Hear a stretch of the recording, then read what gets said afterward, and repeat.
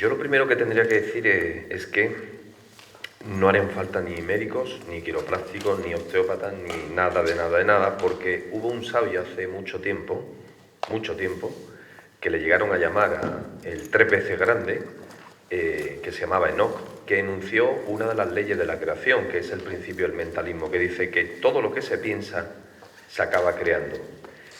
El problema es que no solo se acaba creando en lo visible, sino también en lo invisible, o no solo se acaba creando en lo invisible, sino también en lo visible. Eso quiere decir que si el ser humano fuera un ser absolutamente equilibrado bajo todos los puntos de vista, no enfermaría. Y esto lo sabían muy bien determinados pueblos que han existido a lo largo de toda la historia de la humanidad. El primero de ellos, bajo mi punto de vista, el pueblo esenio, que morían a los 130, 140 años porque ya es que estaban cansados de vivir, no por otra cosa. Era extraordinariamente raro que enfermaran. Y no enfermaban porque eran auténticamente maestros de la energía. Al ser maestros de la energía, ellos eran capaces por un saber muy antiguo, de conocer perfectamente dónde estaban los puntos de escape de energía y sobre todo conocían algo que posteriormente Einstein lo enunció como ley cuando expuso la teoría de la relatividad. Y me refiero a otra de las leyes que dijo Enoch como ley de la creación, y es ni más ni menos que el principio de vibración, que dice que ninguna energía es más poderosa que la energía del amor. O podríamos decir que ninguna energía existente en la Tierra ni en el universo es capaz de soportar la alta vibración del amor y cae vencida. Esta es la explicación por la cual el ser humano acaba enfermando, ¿de acuerdo?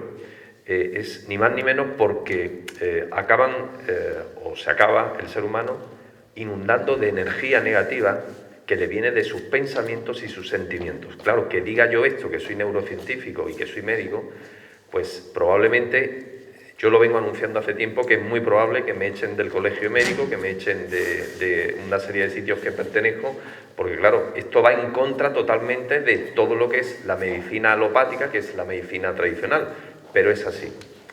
Podríamos decir entonces que existe una medicina de lo visible y una medicina de lo invisible. Y como decía Platón, pobre y necio de aquel médico que se preocupe solo de curar el cuerpo sin curar el alma. Y es que, efectivamente, estoy absolutamente de acuerdo con lo que ha dicho Joaquín y absolutamente de acuerdo con lo que ha dicho José. Nuestro ser interior tiene una sabiduría innata, pero esa sabiduría innata no se adquiere ni siendo médico, ni en la construcción, ni siendo quiropráctico, ni practicando yoga, ni nada. Se adquiere como consecuencia, en mi opinión, en mi humilde opinión, de el recordamiento o la memoria de su alma.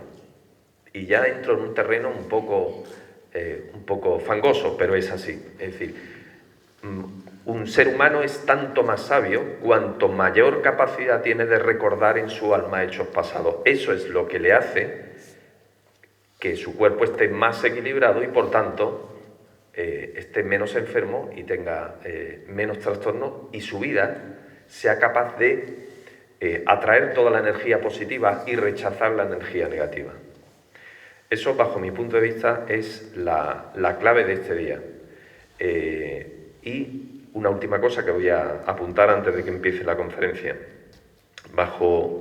En mi humilde opinión, ningún problema que exista en el ser humano debe ser atajado desde una sola vía. Nos estaríamos equivocando. Y yo como médico debo decir que cuando una persona enferma debe de acudir absolutamente a todo lo que crea que le pueda curar. A todo, incluida todo. Es decir, que si esa persona cree que poniéndose una piedra encima de la cabeza puede curarse, bueno, pues está descrito el efecto placebo. Si esa piedra le hace entrar en meditación y resulta que se cura, si a él le viene bien y se cura, se ha curado. ¿De acuerdo? Es decir, bajo mi punto de vista hay que actuar desde todos los canales que tiene el ser humano y desde todo el conocimiento que tiene el ser humano para la curación. Yo, por ejemplo, soy paciente de José. Yo tuve, por una caída que tuve de escaleras, 3 hernias cervicales. El único que me curó fue él. Y yo acudí a la medicina tradicional primero y no me dio el resultado como yo esperaba. Y hablando de medicina tradicional, yo voy a empezar esta conferencia como si fuera un médico tradicional, que no lo soy, ¿no? Y voy a contar unas cuantas cosas. La primera sería que entendierais que en la columna que ha puesto antes José, hay 7 vértebras cervicales, hay 12 vértebras dorsales, hay 5 lumbares y 2 tres sacras. Y todo eso está convenientemente aguantado por una serie de ligamentos y una serie de músculos. Esa es la espalda. Eso diría un médico tradicional. Esa es la espalda y a partir de ahí se pueden producir. ¿Cuáles son las causas de dolor de espalda? Pues podríamos decir, o diría un médico tradicional, las causas de dolor de espalda serían 1, un trauma, el que fuera. 2, una contracción muscular, ¿de acuerdo? La contracción muscular, como muy bien ha explicado José, la contracción muscular lo que ocurre es que, y después en la conferencia lo podréis comprobar, la contracción muscular lo que produce es una subluxación vertebral o un giro, una rotación en la vértebra y acaba pinzando una raíz nerviosa. Por lo tanto, una contracción muscular, por lo que fuera, es capaz de ocasionar un problema óseo con un pinzamiento de la raíz nerviosa, ¿de acuerdo? Y la tercera sería, o la tercera vía del dolor de espalda sería, pues una vértebra mal alineada, pues por una contractura muscular que se denomina defensiva, es decir, o por cualquier situación. Es decir, se produce una contracción del músculo para defender a una vértebra y como consecuencia de eso pues acaba produciéndose ese dolor. Inflamatorios no esteroideos, como puede ser el ibuprofeno, los trata con relajantes musculares, el famoso miolastán. También se puede tratar, y de hecho los traumatólogos derivan a los fisioterapeutas para aplicar calor, para aplicar ultrasonido e incluso aplicar láser. Sin embargo, dicho esto, yo tendría que decir que esto, bajo el punto de vista del dolor de espalda, no hace el efecto que debe de hacer. ¿Por qué? Porque los analgésicos quitan el dolor, pero no quitan el problema del dolor. Es decir, causa-efecto, van al efecto, pero no solucionan la causa, ¿de acuerdo?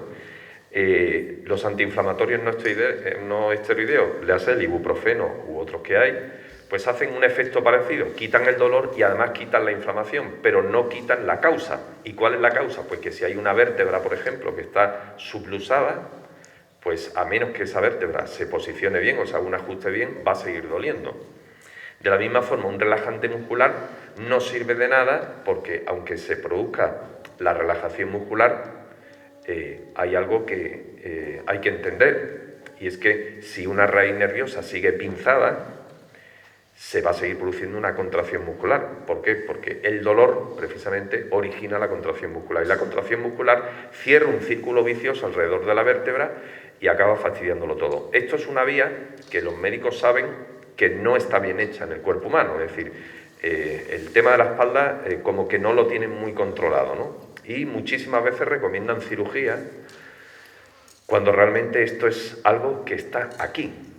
Y después veremos el porqué. Está aquí, está dentro. La verdad está dentro de ti, no hay otra cosa. Pero claro, yo desde hace un tiempo entiendo que uno no puede ser médico de lo visible, porque si es médico de lo visible se pierde un conocimiento inmenso que hay al otro lado.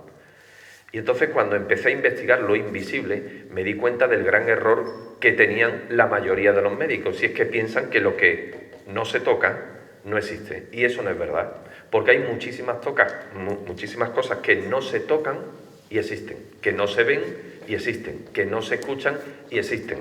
El problema es que la condición médica eleva los altares del conocimiento a compañeros míos y pueden pensar que la verdad está solo en ellos. Y no es así. Existe un mundo visible y existe un mundo invisible. Y en el mundo visible no se ve la energía. y la rechazan. La medicina rechaza que exista la energía. Ahora han empezado a aceptar el Reiki, pero rechazan que exista la energía. Con lo cual, rechazan una cosa, pues si se rechaza eso, ¿por qué no se rechaza que la radiación del Sol produce quemaduras? ¿O por qué no se rechaza que la radiación de rayos X es capaz de originar cáncer y a la vez permite a mis compañeros médicos y a mí mismo poder revisar una radiografía? ¿No? Eso no. ¿Por qué no se niega que, por ejemplo, el wifi permite a través de ondas poder conectar con la red y es invisible? Pero esto, como no se toca, pues no sirve, ¿de acuerdo?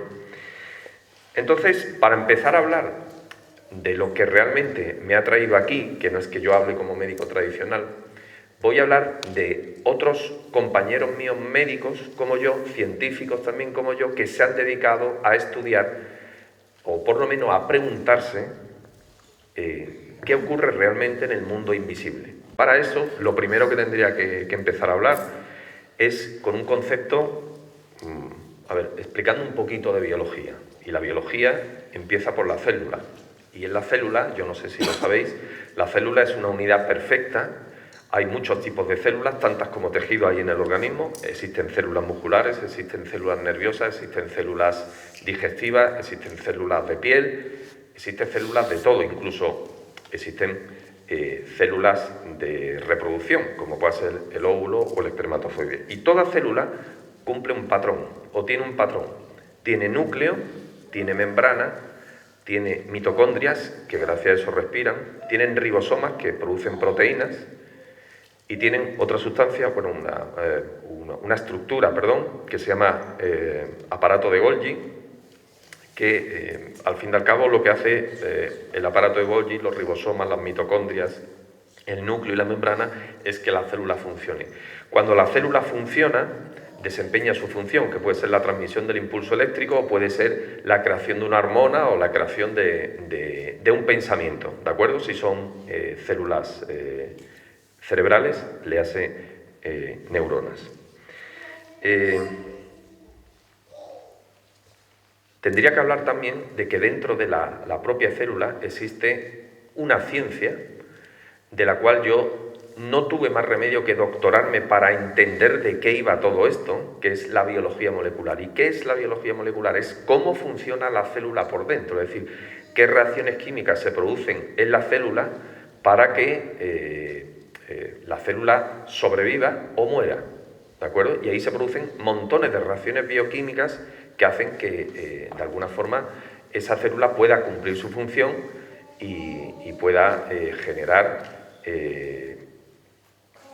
si son hormonas, hormonas, si son sustancias, sustancias, si son impulso eléctrico, si son pensamientos, pensamientos, si es moco, moco, si es lo que sea, para que funcione. Bien. En biología molecular, y esto es un concepto muy básico, lo hablo así para que se pueda entender, siempre se ha dicho que existen tres mensajeros, ¿no? Y se dice así, ¿no? Existen tres mensajeros, uno es el ARN, que es un tipo de ácido, otro es el GMP cíclico y otros son determinadas hormonas, ¿vale? Esto es lo que explicaría, por decirlo así, un médico normal, un biólogo molecular, ¿no? Diría, pues, los tres mensajeros, ¿no? Y además queda incluso bonito, ¿no? Pero todo esto, y aquí es donde realmente empieza mi intervención, se cae por tierra cuando aparecen tres científicos reputadísimos que empiezan a contar cosas que el mundo médico empieza a mirar para otro lado. Porque, para empezar, o no se lo creen o no se lo quieren creer. Pero, sin embargo, algunos de ellos consiguen publicar esto en revistas científicas, con lo cual se acaba callando bocas. El doctor Bruce Lipton es un reputadísimo biólogo celular norteamericano de la Universidad de Iowa, que descubre algo absolutamente increíble. Increíble, y cuando yo os cuente lo que descubre, entenderéis que a este señor le deberían de haber dado ya el Nobel, y no se lo han dado por lo que ha dicho, por lo que ha descubierto, y porque además él no lo publica en una revista científica, sino que se da cuenta de que si él expresa esto en una revista científica, es probable que el tribunal científico le eche ese trabajo abajo, y entonces publica un libro que se llama La biología de la creencia. ¿Y qué es lo que dice en ese libro? Pues en ese libro él demuestra con una serie de experimentos científicos, complicados pero a la vez muy sencillos, que la célula, contrariamente a lo que se piensa, no tiene su estructura de pensamiento y su inteligencia en el núcleo, sino que lo tiene en la membrana. Y esto él lo demuestra porque hace experiencias con unas células que se llaman procariotas, es decir, que no tienen núcleo y que son células muy básicas y que esas células empezaron o fueron las primeras que cuando se crea el universo empiezan a aparecer en los mares, y se da cuenta de que esas células precisamente son capaces de hacer maniobras evasivas, se escapan ante el peligro, son capaces de comer, son capaces de respirar y son capaces de hacer absolutamente todo y no tienen núcleo. Y es el primero que se da cuenta de eso. Y entonces dice, bueno, y esto llevado a las otras células que son células eucariotas, es decir, que tienen núcleo, ¿esto qué es lo que significa? Pues él empieza una serie de experimentos y llega a la conclusión de que el núcleo de la célula solo sirve exclusivamente para la reproducción y que el auténtico cerebro de la célula está en la membrana. Tiene directa relación con el efecto de esos pensamientos, porque si no la gente no acudiría al yoga, ni acudiría a la quiropráctica, ni acudiría a la medicina. Lo que está diciendo Bruce H. Lipton es que las células pueden enfermar por los pensamientos. Y entonces, ni más ni menos, da un salto gigantesco y dice, la mente no está en el cerebro. Con lo cual todos sus compañeros científicos dicen, bueno, ¿y dónde está? Y dice, la mente está en los 50 billones de células que tiene todo ser humano. Bueno, y entonces si eso fuera así, se pregunta él, si eso fuera así, ¿ahí estaría nuestra inteligencia? Pues sí, ahí estaría nuestra inteligencia innata, en los 50 billones de células. ¿Dónde está el problema? El problema está que él también descubre que en el cerebro solo existe espacio para el ego, que es el gran torturador de la especie humana, el ego, porque el ego va en contra del amor, que es la ley todopoderosa de la creación. Por lo tanto, tendríamos que en el cerebro se enquista y se queda el ego, y en los 50 billones de células es con lo que realmente nosotros como tal pensamos, o somos capaces de abrirnos al universo. Y yo digo esto porque en la España andalusí del reino de Abderramán III, por ejemplo, en Córdoba, diferenciaban a los médicos en 3 categorías. Y la mayor de las categorías de los médicos le llamaban hakim. Los hakim eran médicos que eran, además de médicos, eran poetas y filósofos. No se dedicaban solo al ejercicio de la medicina o la cirugía. Eran poetas y filósofos. Y además tenían un perfecto conocimiento de la astronomía.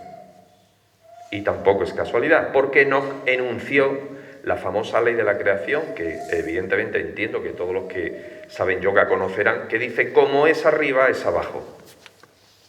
Y el cuerpo humano es un pequeño cosmos de lo que tenemos arriba. ¿Y esto por qué lo digo? Pues porque Bruce H. Lipton, ni más ni menos, está describiendo un poco eso cuando dice que la mente está en los 50 billones de células que tenemos en el cuerpo humano.